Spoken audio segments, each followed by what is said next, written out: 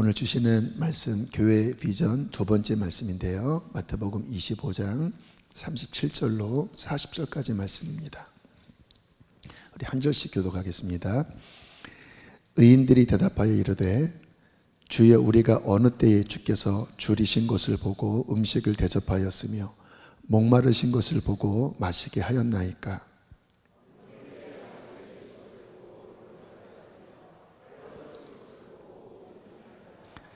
어느 때에 병드신 것이나 옥에 갇히신 것을 보고 가서 배웠나이까 하리니, 임금이 대답하여 이르되 내가 진실로 너희에게 이르노니 너희가 여기 내 형제 중에 지극히 작은 자 하나에게 한 것이 곧 내게 한 것이니라 하시고. 아멘. 교회의 비전에 관한 말씀을 드리고 있는데, 오늘은 구제에 관한 비전입니다. 그동안 강조했던 부분은 다음 세대, 선교, 예배 이런 부분이었는데, 오늘 구제에 관한 비전은 처음 드리는 말씀 같아요. 그래서 좀 특별하다고 하는 마음이 제 안에 있고요. 특별히 이 구제에 관한 부분은 주님이 작년부터 본격적으로 제 마음을 두드리시는 부분이었습니다. 그런 마음을 저에게 주셨어요. 우리 수지선언 목자교회가 우리끼리는 영적으로도 부유하고 재정적으로도 부유한데 그런 교회만 돼서는 안 된다. 이 세상의 어려운 이웃들을 섬김으로써 세상의 빛과 소금이 되는 교회가 되어야 한다. 그 말씀은 부족하다라는 부분이었어요. 마음이 찔렸습니다. 그래서 구제에 관한 부분에 주님 앞에 더 기도하면서 하나님 문을 열어주십시오. 그리고 더 관심을 갖기 시작했는데, 특별히 작년 성경 통독하던 중에 마태복음 25장을 읽는데 역시 하나님이 구제에 관하여 이렇게 경종을 울리시더라고요. 마태복음 25장은 하나님 앞에 서는 마지막 때에 관한 말씀이거든요. 여기에 보면 세 가지, 주님 앞에 설 때 준비하는 세 가지를 말씀을 하는데, 첫 번째는 기름 준비입니다. 뜻이 뭘까요? 준비하라는 거예요. 성령 충만. 언제 주님이 나를 불러도 설 수 있는 늘 스탠바이. 그래서 이 기름 준비에 관한 말씀 끝에 13절에 이렇게 말씀을 하시잖아요. 그런즉 깨어 있어라. 너희는 그날과 그때를 알지 못하느니라. 그러니까 성령 충만함으로 늘 깨어서 지혜로운 다섯 처녀처럼 준비하는 자가 주님 앞에 설 준비고, 두 번째는 달란트 비유, 사명 감당해라. 우리의 인생은 하나님 앞에 맡겨진 사명이 있다. 그거 땅에 묻어두지 말고 열심히 감당하다가 주님 앞에 서야 한다. 그저께 금요일 날 말씀을 드렸죠. 그리고 세 번째가 오늘 본문입니다. 구제에 관한 말씀이에요. 그러니까 우리가 구제하면 좀 우리처럼 이렇게 기도 뜨겁게 하는 교회는 약간 열외로 여깁니다. NGO 단체 하면 좋지만 우리는 더 신령한, 더 영적인 이러한 고급스러운 신앙생활을 해 라고 생각을 의식하지 않게 하거든요. 그런데 마태복음 25장은 기름 준비, 영적 사명과 동등하게 가난한 자들을 섬기는 것이 마지막 때, 그리고 하나님 앞에 설 때 결코 열외가 아니라는 거예요. 오늘 말씀을 보면 마지막 때 양과 염소의 무리로 나눈 다음에 주님이 양들에게 뭐라고 말씀하십니까? 너희들은 기특하다. 내가 배고플 때 먹을 것을 주었고, 내가 목마를 때 마실 것을 주었다. 내가 잘 집이 없어 나그네 되었을 때 거처를 주었으며, 헐벗어서 입을 옷이 없었을 때 내게 입을 옷을 주었어. 내가 병들어 시름시름할 때 와서 돌보아 주었고, 감옥에 갇혀 있을 때 찾아와 주었어. 참 고마워. 그랬더니 의인들이 뭐라고 대답해요? 언제 그랬습니까? 언제 주님이 편찮으실 때 우리가 돌아봤고, 언제 주님이 옥에 갇혔을 때 우리가 돌아봤습니까? 그때 주님이 미소를 지으시면서 이렇게 대답을 하시죠. 40절 함께 읽겠습니다. 시작. 여기 내 형제 중에 지극히 작은 자 하나에게 한 것이 곧 내게 한 것이라. 그게 바로 나였어. 그 허름한 자, 그 굶주린 그에게 한 것이 바로 나한테 한 것이었어. 그리고 주님이 중요한 말씀을 하십니다. 34절. 그때의 임금이 그 오른편에 있는 자들에게 이르시되 내 아버지께 복받을 자들이여 나와 창세로부터 너희를 위하여 예비된 나라를 상속받으라. 천국을 주세요. 그들은 어떤 자들이었습니까? 가난한 자들, 소외된 자들에 대한 의무, 또 그 안에 성령의 감동에 충실히 따랐던 자들, 자신의 것들을 나눴던 자들, 그들의 필요를 외면치 않았던 자들. 이 누가복음에 보면 누가 내 이웃입니까? 라는 그 질문에 주님께서 제사장들, 레위인들이 거룩한 옷을 입고 가난한 자들을 스쳐 지나가는 장면들에 대해서 말씀해요. 부정타면 안 되니까. 하나님께 예배해야 되는데 나 너희에게 베풀 시간이 없어. 어쩌면 우리가 기도 뜨겁게 하고 또 열심히 예배하고 하는 이와 같은 모습이 그 제사장이나 레위인들의 모습처럼 헐벗고 죽어가는 자들에 대한 뭔가 의무를 다하지 않은 채 나는 기도 열심히 하고 예배 열심히 하니까 나는 하나님 앞에 괜찮은 사람이야, 착각을 줄 수 있는 부분이죠. 제가 이 말씀들을 이렇게 보면서 구제는 해도 되고 안 해도 되는 게 아니라 참된 믿음의 증표구나. 정말 예배자라면, 정말 구원받은 사람이라면 당연히 맺어져야 될 열매, 그 구원의 증표는 가난한 자들에 대한 섬김이구나. 여러분, 제가 목사로서 여러분들을 섬길 때 가장 중요한 게 무엇이라고 말씀을 드렸죠? 저나 여러분이 하나님 앞에 잘 서게 해드리는 거거든요. 그래서 제가 교회 비전을 선포할 때 이 구제에 관한 비전을 선포하는 이유예요. 주님 앞에 잘 서게 해드리려고. 감사하게 하나님이 작년 올해 들어 구제의 문을 조금씩 더 열어주고 계십니다. 이번에 필리핀 선교도 감사하게 빈민촌 선교였습니다. 정말 다 무너져가는 집, 거리에는 개 우물들이 막 굴러다니는 그러한 곳에, 극빈자들이 사는 곳에 함께 선교하러 갔는데요. 둘째 날에 이제 그 교회에서 훈련받은 그 두 분과 파트너를 이렇게 맺어주시더라고요. 그래서 오전 오후 이제 이 지역 전도를 하러 좀 다녀오시라고. 우리는 잘 모르지만 어쨌든 그 교인들은 그 지역 주민들이니까요. 그런데 이제 이 파트너분들이 교회의 우리로 하면 목자들 그런 분들인데, 믿지 않는 가정으로는 우리를 인도하지 않았고 그 교인 중에 되게 어려운 가정으로만 인도를 하시더라고요. 한 곳에 방문했는데 정말 거의 한 평 남집, 거기에 4가정이 사는 거예요.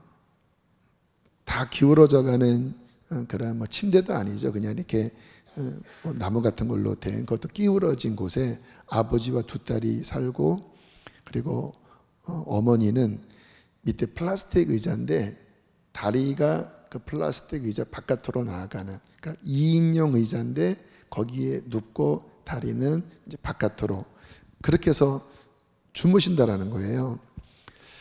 그리고는 이제 손을 보니까 이렇게 장애를 갖고 계시더라고요. 근데 참 귀한 말씀을 하셨는 게, 이 가정이 처음에는 어두웠는데 지금은 교회 나오면서 얼굴이 많이 밝아졌다고. 그리고 이분들이 성미를 한다라는 거예요. 성미.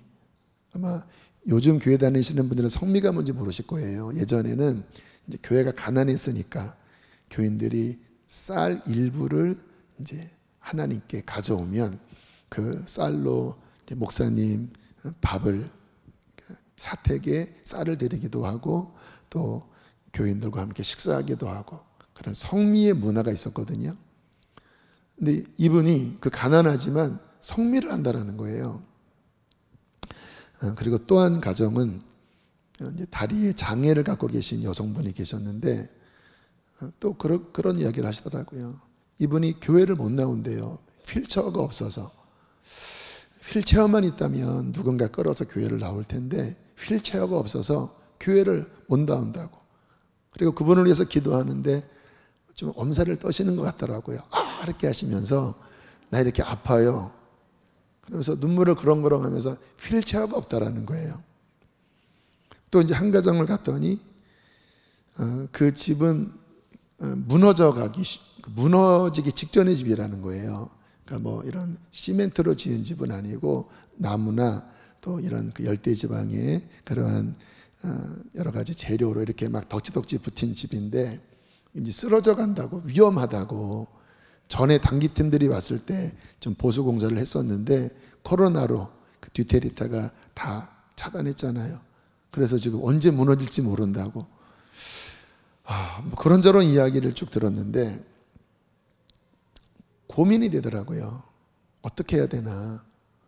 들었으면 어쨌든 반응을 보여야 하는 거고, 또 그 인도하는 그 분이 기도하면서 그래도 담임 목사가 왔으니까 좀 이런 어려운 곳으로 안내하면 그래도 도움을 줄 수 있지 않겠나. 아마 그런 좀 마음도 순수하게, 의도적인 게 아니라 순수하게 있으신 것 같더라고요. 그래서 팀장님과 함께 의논하고 이제 목사님에게, 이제 그 선교사님에게 우리가 어떻게 도와야 될지 모르겠습니다. 이제 감사하게 출발하기 전에 어떤 분이 하나님의 감동을 받았다고 목사님 감동되는 대로 사용하라고 주신 재정이 있거든요. 그래서 일단 그 재정을 다 이렇게 정리해서 이제 마지막 한국 오기 전에 선교사님에게 드리면서, 일단 휠체어를 좀 먼저 교회를 오셔야 되니까 좀 하셨으면 좋겠고, 그리고 침대가 없는 그곳에 어머님이 좀 편히 쉴 수 있는 곳을 좀 마련했으면 좋겠고, 그래도 모자라면 제가 교회 가서 의논할 테니까 좀 선교사님이 잘 이 부분을 해결해 달라고. 근데 감사하게 선교사님이 활동적이신지 뭐 이틀 뒤에 이렇게 카톡으로 연락이 왔는데 곧장 휠체어를 사서 그 집에 배달을 하셨더라고요. 보니까 막 눈물을 흘리고 계시는 사진. 그리고 그 4명이 사는 그 집은 감사하게 거기에 몇 년 전에 한 60호 불이 타서 한국의 많은 교회들이 협력해서 이렇게 빌라 같은 집, 물론 뭐 한 방마다 평수가 한 3평, 5평밖에 되지 않지만 그 지역에서는 호텔이에요. 근데 거기에 방 하나가 때마침 비었는데 이 가정이 그쪽으로 이사할 수 있도록 그렇게 해주겠다. 그리고 이제 집이 무너져 가는 곳은 그 교회에 그 집 수리팀이 있는데 이제 그분들에게 이야기해서 이제 견적 이렇게 뽑아서 이제 알려주시겠다. 그런 이제 답을 보내오신 거예요. 그리고 사진을 보는데 너무 행복하더라고요. 이분들이 얼마나 기쁘실까. 휠체어를 받고, 그리고 이제 곧 호텔 같은 집으로 이사를 하고, 그리고 어떤 필요한 부분에 이러한 도움이 흘러왔을 때 뭐 우리에게야 그러한 도움이 조금의 기쁨이겠지만 그와 같은 분들은 절대적이잖아요. 얼마나 이분들이 기뻐하실까? 막 제 마음 깊은 곳에 행복감이 막 이렇게 솟아오르면서 주님도 좋아하시겠다라는 마음이 제 안에 들었습니다. 어저께 그저께 있었던 일이에요. 여러분, 우리가 왜 구제 사역을 해야 될까? 우리의 신앙생활에 이 부분이 왜 중요할까? 하나님의 성품 때문입니다. 하나님은 인자하신 분이라고 말씀을 하세요. 그래서 우리가 구약 성경, 특별히 율법을 보면 가난한 자들에 대한 배려의 말씀이 꽤 많습니다. 출애굽기 22장 22절부터 보면요, 이런 말씀이 나옵니다. 너는 과부나 고아, 그 당시에 과부와 고아는 절대 극빈자입니다. 지금과는 좀 달라요. 해롭게 하지 말라. 내가 만일 그들을 해롭게 함으로 그들이 내게 부르짖으면 내가 반드시 그 부르짖음을 들으리라. 주님께서 뭐라고 말씀하세요? 함부로 대하지 말아라. 그들이 도울 자가 없다고 내가 그들의 보호자가 될 거다. 또 26절 27절 이렇게 말씀합니다. 내가 만일 이웃의 옷을 전당 잡거든 해가 지기 전에 그에게 돌려보내라. 그 당시에 옷은 일종의 추울 때 덮고자 하는 이불 역할을 함께 했습니다. 그러니까 지금의 이런 옷 개념이 아니라 필수품이에요. 해가 지기 전에 그에게 돌려보내라. 그것이 유일한 옷이라. 그것이 그의 알몸을 가릴 옷인즉 그가 무엇을 입고 자겠느냐? 그가 내게 부르짖으면 내가 들으리니. 하나님은 어떤 분이라고요? 나는 자비로운 자입니다. 자비로운 자입니다. 나는 가난한 자들을 불쌍히 여기는 마음이 있기 때문에 그들을 함부로 대하면 나는 가만히 있지 않겠다. 나는 그들을 특별히 사랑하는 마음을 갖고 있는 자비로운 하나님이야. 그런 하나님의 성품을 우리에게 이와 같은 율법 속에 계시하고 계신 거예요. 신명기 24장 19절에 보면 좀 독특한 말씀이 나옵니다. 내가 밭에서 곡식을 멜 때에 그 한 뭇을 밭에 잊어버렸거든 다시 가서 가져오지 말고 나그네와 고아와 과부를 위하여 남겨두라. 그렇게 하면 내 하나님 여호와께서 내 손으로 하는 모든 일에 복을 내리시리라. 어떤 말씀이에요? 너 다 먹지 마라 이 말이에요. 네 수확을 다 네 입속에 넣지 말라 이거예요. 가져오다가 좀 흘리면 내버려 둬. 봐봐. 그 당시에 나그네, 고아, 과부, 거기에 레위인도 함께 포함이 됐는데 저 사람들 먹을 게 없잖아. 그들이 좀 그 집어가게 해줘. 네가 만약 그렇게 하면 하나님이 너의 농작물에 복을 내리셔서 황충도 금하시고 그리고 때를 따라 이른 비와 늦은 비도 주셔서 네가 흘려보낸 것 이상의 열매를 거두는 복을 줄 거야. 네 마음 인색하게 하지 말고 욕심 부리지 말고 한 뭇을, 한 분량은 그들을 위하여 좀 나누어 주어라 라고 말씀을 하는 겁니다. 그래서 룻기에 보면 그 룻이 남편 잃고 과부가 됐죠. 그리고 나오미도 역시 아들도 잃고 남편도 잃고 그리고 자부 룻과 함께 이제 나오미가 함께 그 유대 땅으로 돌아올 때 그때 룻이 이방 여인이지만 어머니를 구제지요. 그것도 본인은 젊은 나이에 그냥 고국 땅에서 재혼할 수 있었지만 그 어머니 모시려고 이방 땅에 와서 그때 이 이삭 줍기 떨어진 그 곡식을 줍는 일을 하잖아요. 보아스가 그 모습을 보고 뭐라고 이야기합니까? 종들에게 일부러 더 떨어뜨려라. 감동을 받은 거예요. 어떻게 이런 일이? 이방 여인이 아무 소망도 없는 그 노모, 시모를 모시려고 어떻게 이러한 결단을 할 수 있지? 감동을 받은 거예요. 일부러 종들에게 너 저 룻 여인 건들지 말고 그리고 일부러 더 떨어뜨려라. 이게 룻기의 내용인데 그 구제 사역 같지만 그 속에서 어떤 일이 벌어집니까? 오벳이 태어나고 거기에서 다윗이 태어나고 그 족보에서 예수 그리스도가 태어나잖아요. 그래서 마태복음 1장 그 족보에 보아스의 이야기, 룻의 이야기가 나와요.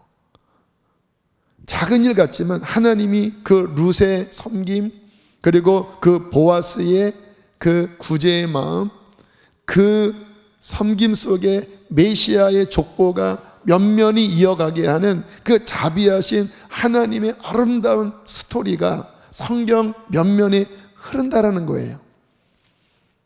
여러분, 우리의 삶도 마찬가지예요. 우리가 늘 빠듯하잖아요. 뭐 이것저것 공과금 내야 되고, 뭐도 갚아야 되고, 뭐 아이들 뭐도. 내내 거기에 내 마음이 쪼그려 산다면 우리가 나누어야 될 한 뭇은 이웃에게 돌아가지 않고 계속 나와 내 자식과 여기에만 쓰면 그것은 복된 인생이 되지 않는다라는 것입니다. 잠언 19장 17절에 이렇게 말씀을 하고 있어요. 가난한 자를 불쌍히 여기는 것은 여호와께 꾸어드리는 것이니. 참 기가 막힌 말씀입니다. 여호와께 꾸어드리는 것이니 그의 선행을 그에게 갚아주시리라. 그렇게 하는 게 하나님 빚지게 만든다라는 거예요. 누가 그렇게 나누는 사람이 하나님께 채무를 지게 한다라는 거예요. 우리 하나님 부자잖아요. 그와 같은 삶을 하나님이 그냥 지나치지 않고 정말 그에게 필요할 때, 그가 아니면 그의 자녀가 필요할 때 하나님은 갚으세요. 왜? 빚지셨으니까. 고린도 후서 9장 9절로 10절에는 이와 같은 말씀이 나옵니다. 기록된 바 그가 자신의 재물을 흩어 가난한 자들에게 주었으니 그의 의가 영원토록 있느니라 함과 같으니라. 시편의 말씀이에요. 10절 말씀 읽어보실까요? 시작. 심는 자에게 씨와 먹을 양식을 주시는 이가 너희 심을 것을 풍성하게 하시고 너희의 의의 열매를 더하게 하시리니. 자, 농사 지으면 농부에게 중요한 것은 그 농작물의 일부는 먹고 일부는 종자 씨로 놔둡니다. 당연하지요. 뭐 사업가들도 돈을 벌면 투자금은 또 놔두잖아요. 그걸로 또 사업을 해야 되니까. 하나님께서 심는 자에게 씨와 먹을 양식을 주시는데, 먹을 양식은 먹어도 되지만 씨까지 먹으면 그 다음 열매 없습니다.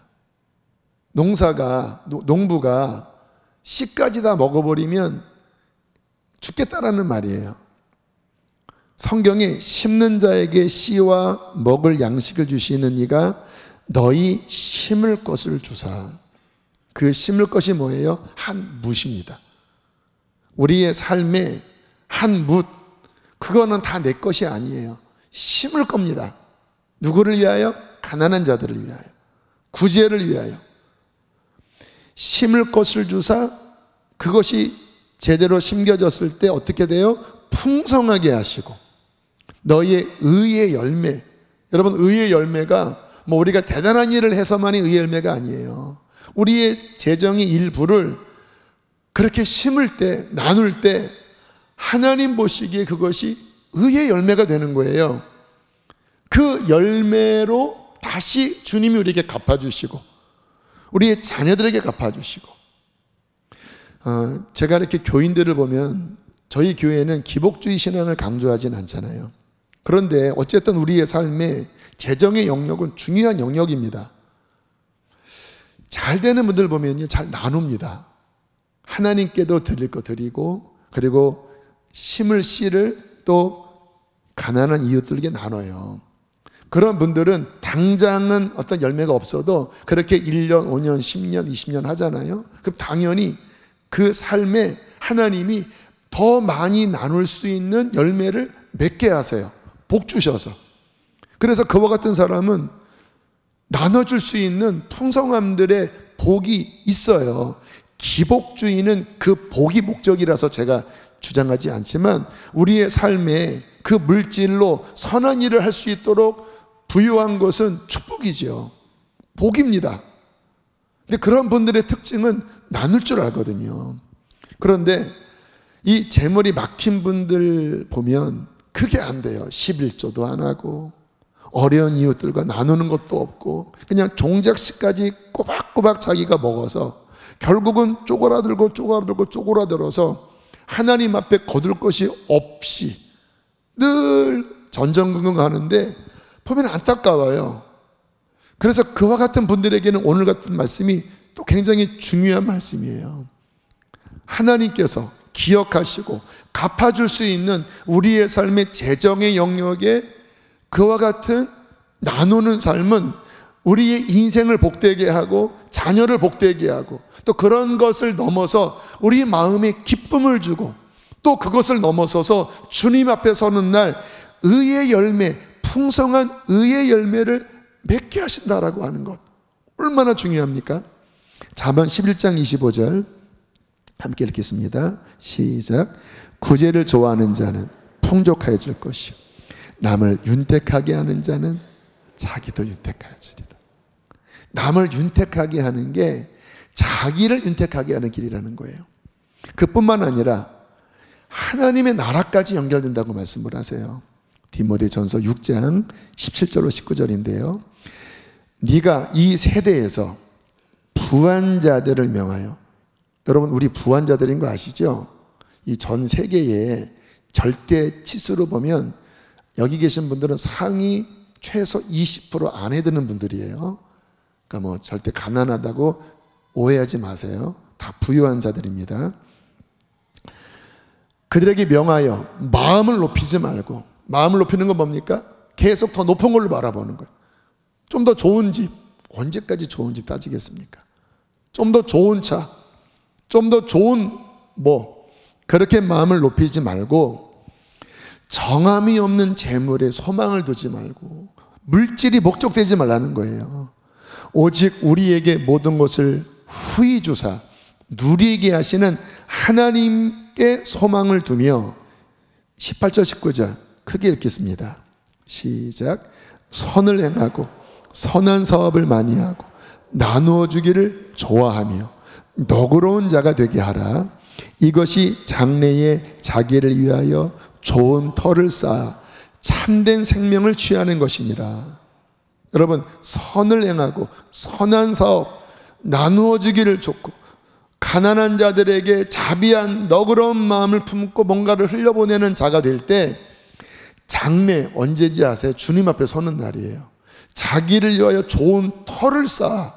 여러분, 천국에 대한 말씀을 보면 되게 현실적입니다. 구름 위를 떠는 그런 말씀이 아니에요. 장래에 좋은 어떠한 기초를 쌓아 참된 생명, 영원한 생명, 그 나라의 풍성함을 취하는 근거가 된다는 거예요. 여러분, 투자 좋아하시죠? 제가 가끔 그런 생각을 합니다. 여기 신봉동에 내가 처음 왔을 때 땅을 사놨으면 엄청 올랐어요, 여기가. 그때만 한 10년 전만 해도 여기 100만 원도 안 되고 지금 1000만 원이 됐어요. 어떤 분은 그러더라고요. 제가 감신대 다녔는데 그때 등록금 가지고 서울에 땅을 사놨다며. 엄청 올랐잖아요. 투자 좋아하시죠?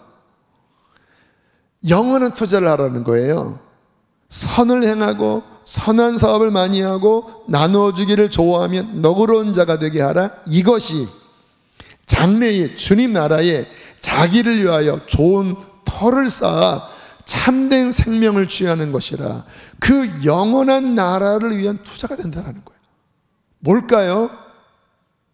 주님도 영생을 구하는 부자 청년에게 소유를 팔아 나눠주면 하늘에서 상이 있을 거다. 그리고 나를 쫓아라.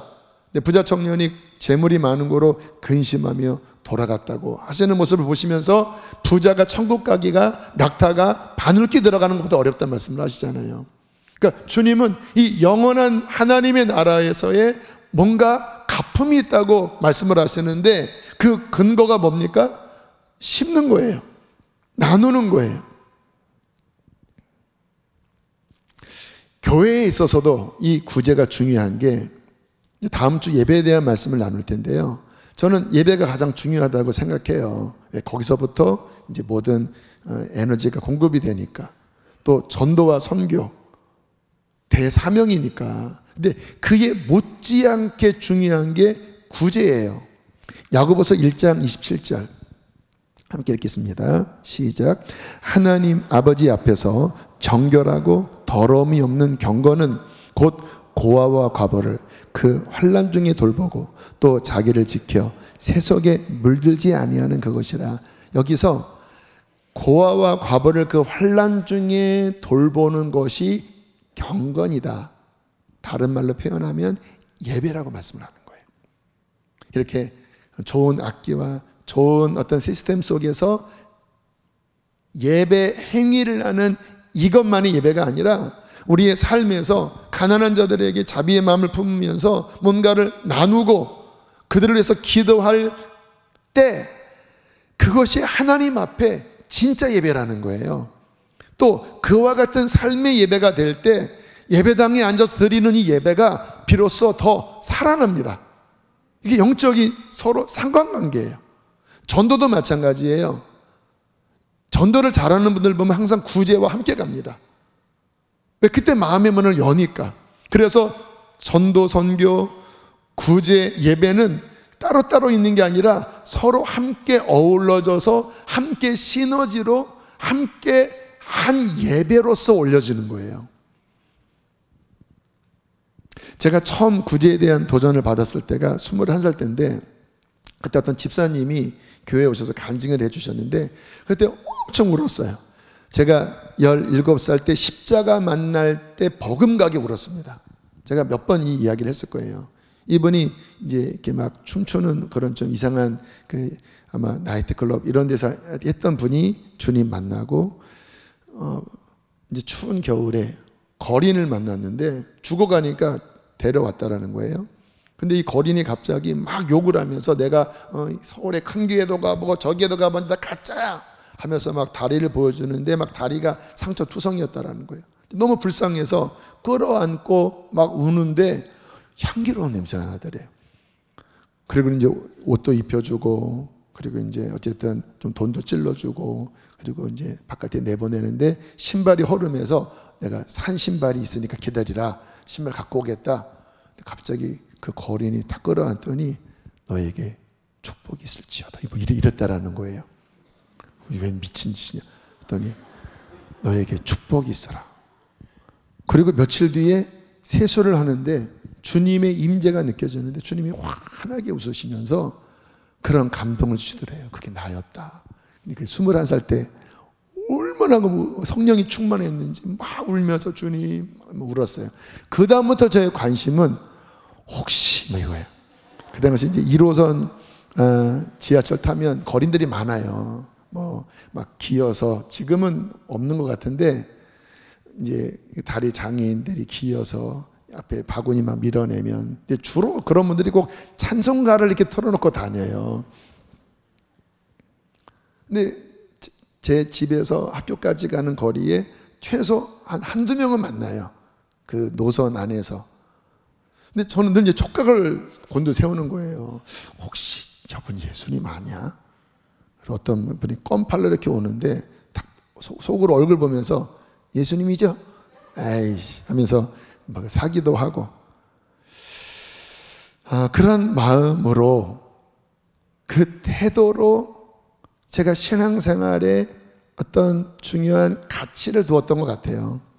그래서 재정의 일부를 항상 이제 월급 그 당시 20만 원 받고 50만 원 받고 했을 때도 일부를 떼서 가난한 자들을 이제 거기 한 무시였죠. 저한테는 나누기도 하고, 또 어느 때는 주님이 가진 거 다 털어라 그러면 아내와 상의하고 또 탁 털어서 또 나누기도 하고, 한편으로는 그것이 좀 너무 강압적인 내 안에 좀 너무 이렇게 억지로 하는 것인가라고 하는 마음도 있었지만, 어쨌든 성경에 주님한테 하는 거라고 하니까. 또 하나 기억나는 장면은 제 친구가 고아 친구가 하나 있었습니다. 그 친구가 이제 우리 집에 온다고 하는데, 고등학교 때 친구예요. 중고등학교 때 친구. 그냥 야자하고 그런 친구인데 그 친구가 이제 고아가 됐거든요. 근데 제가 어떻게 맞이했냐면 예수님을 맞이하듯이 맞이해야 되겠다. 그리고는 친구가 오는데 제가 양복을 딱 입고 그 친구 올 때 맞이했어요. 예수님, 뭐 좀 오버한 거죠. 근데 그와 같은 마음으로 가난한 자들, 어려운 자들에 대한 생각을 잃지 않으려고 애를 썼던 것 같아요. 자, 이제 우리 교회가 구제에 대한 부분이 한 파트가 아니라 교회의 비전으로 선포하면서 어떻게 우리 교회가 앞으로 이 방향으로 더 뻗어나갈 것인가, 마지막으로 좀 말씀을 드리려고 합니다. 성경에 선한 일도 조심하라는 말씀이 나와요. 그러니까 이 사역에 있어서 무조건적으로 도와주는 것만이 정답은 아니고 또 모든 요구를 다 들어줄 수도 없어요. 뭐 지난주에도 과일이 한 박스 왔는데 열어보니까 700만 원 청구서가 들어있더라고요. 뭐 지방에 어느 교회를 세우는데 우리 교회가 700만 원 후원해 주세요. 뭐 이런, 다 들어줄 수는 없죠. 이번에 그 선교사님이 그런 얘기를 하시더라고요. 잘못 도우면 망친다라는 거예요. 처음에 이곳에 와봤더니 그냥 이분들의 거지 근성이 그냥 무조건 달라는 근성이더래. 그래서 오히려 11조 하라, 하나님께 11조 하라. 그랬더니 막 눈빛이 막 돌아가면서 연판장을 돌리려고 하더래요. 다른 선교사님들은 다 돈을 끌고 왔는데, 아니 저 사람 미쳤나, 우리가 돈이 어디 있다고. 아니다, 11조를 해라. 그리고 성미해라. 여러분, 그분들에게 그냥 생명입니다. 성미해라. 그리고 그 성미를 처음에는 이제 교회 식사로 하다가 이러면 의미가 없다 해서 그 성미를 일부러 교회 예배 시간을 당기고 그 성미를 가난한 자들을 위해서 나누는 일을 했대요. 그리고 교인들에게 봐라, 당신들의 삶이 받아먹는 인생이 아니라 나누는 인생, 그것이 참된 사람으로서 하나님의 자녀로서의 모습이 아닌가. 그 다음부터 이분들의 자존감이 회복이 되더래요. 우리도 나눌 수 있구나. 그리고 뭔가 도움을 받을 때 먼저 우리가 가진 것 나누고, 그리고 하나님 앞에 기도한 다음에, 그리고 하나님이 한국의 어떤 교회를 통해서 도움을 받으면 하나님이 하신 거다. 근데 우리는 하나도 헌신하지 않고 무조건 도움받으면 그거는 의지하는 것 아니냐. 굉장히 지혜로운 섬김이더라고요. 맞습니다. 우리 교회도 이와 같은 섬김을 지혜롭게 해야 돼요. 근데 가장 큰 지혜는 무엇입니까? 성령님을 따라가는 거예요. 그리고 함께 분별을 하는 것입니다. 그런 측면에서 이번 베이비박스 로엘 미니스트리 사역은 참 감사한 게, 그 목사님과 사모님이, 특별히 목사님이 무조건적인 도움을 원치 않는 분이래요. 재정도 이게 과하게 오는 것을 기뻐하지 않으신대요. 왜냐하면 하나님께로부터 온 것이 아닌 그냥 동정은 원치 않으니까. 그래서 야, 그래, 이게 제가 바라는 중심이거든요. 그리고 하나님이 우리 교회 연결시켜 주셔서 지치신 이 부부를 섬기는데 많이 힘을 얻는다고 하시더라고요. 성령님이 인도하심 맞다 싶어요. 이제 보육원 나오는 친구들 보금자리 준비하는 것, 지금 한 3가정 정도가 이제 지원을 했어요. 그리고 어떤 분은 마음만 먹으면 집도 마련해 줄 수 있다, 뭐 이런 이야기도 해요. 그것도 조심스러워요. 어쨌든 분별하면서 하나님, 우리의 그릇이 준비된 만큼 여기에 섬길 수 있는 하나님의 은혜를 담아 주십시오. 그렇게 기도를 하고 있고요. 특별히 이제 필리핀 이번 단기 선교 끝날 즈음에 선교사님이 그런 말씀을 하시더라고요. 이것도 이제 분별해야 되는 차원인데, 이곳에는 절대 빈민들이 있대요. 그 말은 뭐냐면 당장 약을 사주지 않으면, 당장 쌀을 사주지 않으면 위기 속에 가는 절대 빈민들이 많이 있는데, 그 전에 이제 그래도 한국교회에서 좀 도와주고 또 단기팀 왔다 가면은 도와주는데, 문제는 이렇게 단회성으로 끝난다라는 거예요. 더군다나 2년 동안 코로나로 듀테르테가 완전히 막아버렸거든요. 교회도 폐쇄시킬 정도였는데, 그래서 많이 끊어졌는데, 좀 지속적으로 한국교회에서 도움을 준다면 본인이 안정적으로 그 금액을 이제 절대 빈민들에게 꾸준하게 섬길 수 있을 텐데, 때마침 2년 만에 단기팀이 처음 오고 여기에 담임 목사와 장로님이 온다고 하는 이야기를 듣고, 이 이야기를 내가 해도 되나? 이제 나이가 60 중반이 다 돼 가는데 이런 이야기 하는 게 너무 본인은 힘든데 또 선배시거든요. 그래도 용기를 내서 좀 이야기를 하신다고 그런 이야기를 하시더라고요. 저희 교회는 어쨌든 성령님이 이끄시면 뭐 그 정도의 섬김은 충분히 할 수 있는 교회입니다. 또 기획위원들도 다 열려 있어요. 그래서 제가 적극적으로 검토를 해보겠다고 말씀을 드렸는데 그런 생각이 드는 거예요. 아까 그 디모데 전서에 보면 부한 자들로 하여금 그 선한 사업을 하도록 권면하라고 그랬잖아요. 그게 여러분에게 복이고 교회의 복이잖아요. 그러면 이렇게 해도 괜찮아요. 10만 원씩 15명이 헌신하면 1년, 또 1년 뒤에 그렇게 15명, 아니면 5만 원씩 30명 뭐 이렇게 한다고 하면, 그래 이 복이 여러 사람에게 여러 사람에게 흘러가고 그 선교사님이 정말 그 사역을 신실하게 한다면 우리 안에 있는 부유함이 그곳에 있는 부족함에게 흘러감으로써 평균케 하는, 그게 만나의 원리거든요. 많이 거둔 자도 남지 않고 적게 거둔 자도 부족함이 없는 평균케 하시는 그 은혜 속에 우리에게 주신 부유함들이 흘러가는 이 은혜가 아닌가.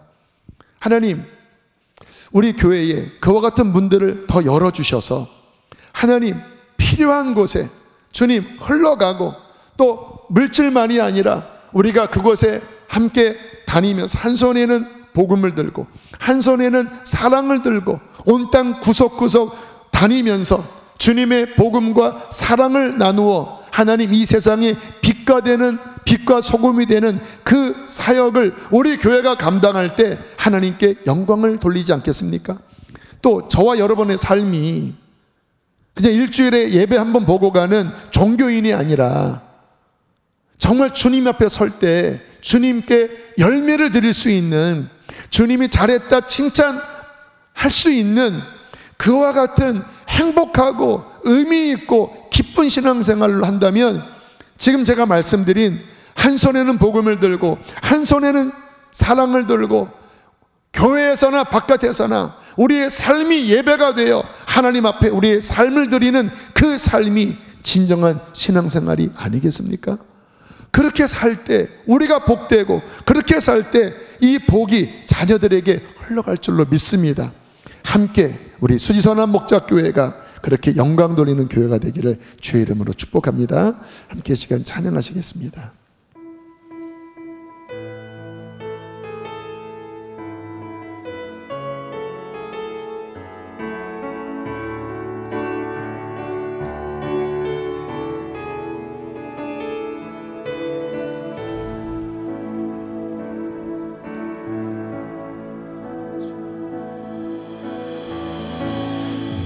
민족의 가슴마다 피 묻은 그리스도를 심어 이 땅에 부르고 푸른 그리스도의 계절이 오게 하소서, 오게 하소서.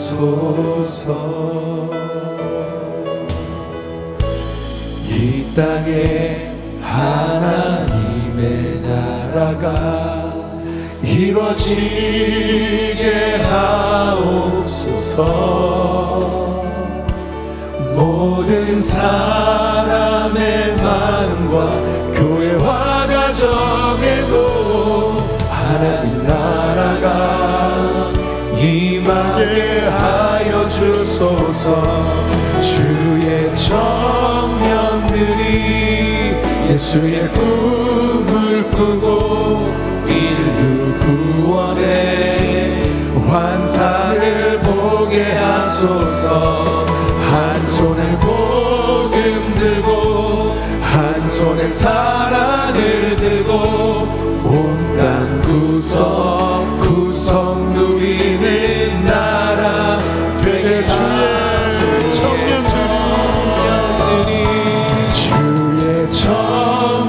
청년들이 예수의 꿈을 꾸고 인류 구원의 환상을 보게 하소서. 한 손에 복음 들고 한 손에 사랑을 들고 온 땅 구석 누리는 나라 되게 하소서. 오늘 기도했습니다. 하나님, 우리 안에 불을 내려주시옵소서.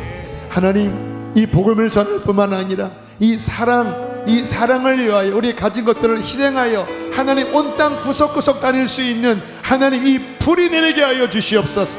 타오르게 하여 주시옵소서. 우리 주여 한번 부르시고 기도하시겠습니다. 주여. 하나님, 한 손에는 복음을 들고 한 손에는 사랑을 들고 하나님 이 세상이 어두운 그 구석구석 다니며 하나님 그 영혼들에게 주의 복음과 사랑을 나누게 하여 주십시오. 하나님,